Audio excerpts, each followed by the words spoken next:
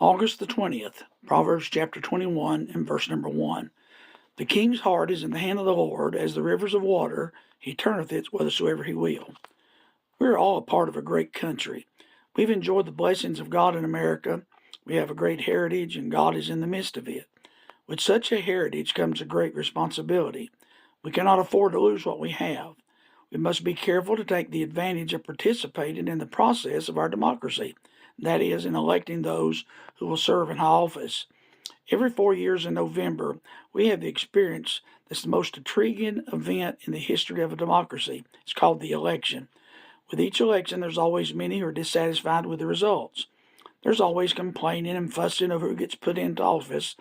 Both parties have their own views of how things should be, and neither have the true answers that we need.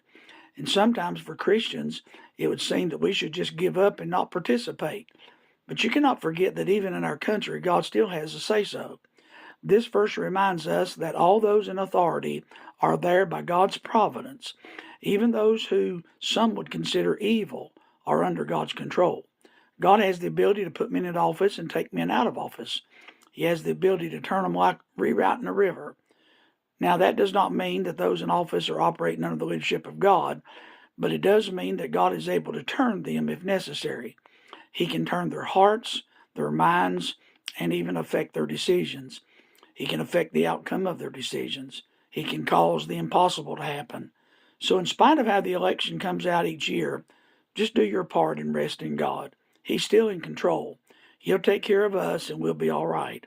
It may not be our will, but God's will be on the throne, and the day after the election, God will still be on the throne.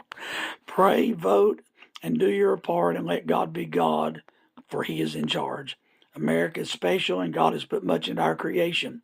We cannot afford to lose our heritage. God bless America.